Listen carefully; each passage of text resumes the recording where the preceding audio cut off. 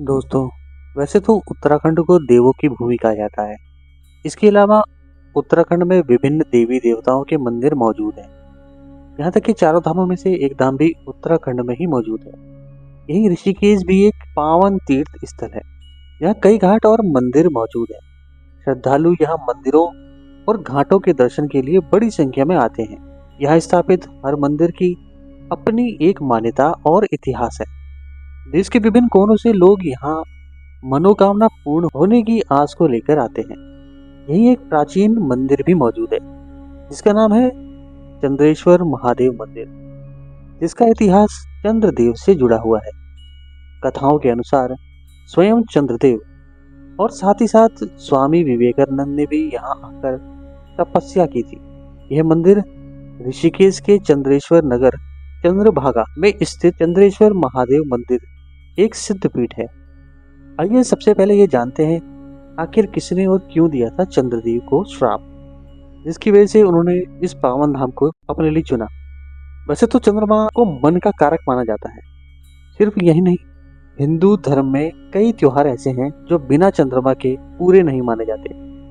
चंद्रमा से संबंधित कई पौराणिक कथाएं प्रचलित हैं। चलिए डिटेल में जानते हैं। पौराणिक कथा के अनुसार दक्ष प्रजापति की 27 कन्याएं थी। इन सभी कन्याओं का विवाह चंद्रदेव के साथ हुआ था, लेकिन चंद्रमा सिर्फ रोहिणी से ही प्रेम करते थे।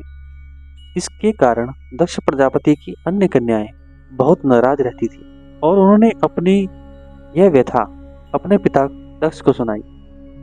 दक्ष प्रजापति ने इसके लिए चंद्रदेव को अनेक प्रकार से समझाया, लेकिन वह नहीं माने। इसके बाद दक्ष ने क्रोध में आकर उन्हें क्षय रोग से ग्रस्त हो जाने का श्राप दे दिया। इस श्राप के कारण चंद्रदेव तत्काल क्षयग्रस्त हो गए। उनके क्षयग्रस्त होते ही पृथ्वी पर सुधा शीतलता का उनका सारा काम रुक गया। तब ब्रह्मा जी ने चंद्रमा को भगवान शिव की आराधना करने को कहा।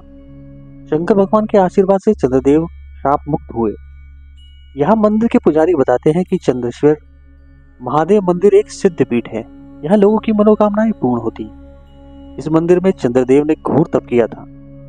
दरअसल आदिकाल में चंद्रदेव श्राप से मुक्ति पाने के लिए ऋषिकेश के इसी स्थान पर पहुंचे और गंगा के किनारे उन्होंने भोलेनाथ की आराधना की। करीब 14,500 देव सालों के बाद देवों के देव महादेव ने बूढ़े ब्राह्मण के रूप में उन्हें दर्शन दिए थे और श्राप मुक्त किया था। 1890 में स्वामी विवेकानंद ने भी यहाँ आकर ध्यान लगाया था। जिस गुफा में उन्होंने तप किया था वह गुफा आज भी यहाँ मौजूद है। मंदिर के पुजारी आगे बताते हैं कि शिवरात्रि पर यहाँ भव्य आयोजन होता है। वैसे तो प्रतिदिन ही लोग यहाँ मंदिर में भगवान शिव को जल अर्पण करने के लिए आते हैं, लेकिन शिवरात्रि पर यहाँ का नजारा देखने लायक होता है। हजारों की संख्या में श्रद्धालु भोलेनाथ के दर्शन करने के लिए आते हैं। अगर आप भी ऋषिकेश आए तो इस सिद्ध पीठ चंद्रेश्वर महादेव मंदिर के दर्शन जरूर करें। जानकारी के लिए बता दें कि मंदिर के कपाट प्रातः 4 बजे श्रद्धालुओं के लिए खुल जाते हैं और दिन में 12 बजे के करीब बंद हो जाते हैं। फिर शाम को 4 बजे कपाट खुलते हैं और 8 बजे आरती के बाद इस मंदिर के कपाट बंद हो जाते हैं। दोस्तों, ये जानकारी आपको कैसी लगी आप हमें कमेंट सेक्शन में बता सकते हैं। धन्यवाद।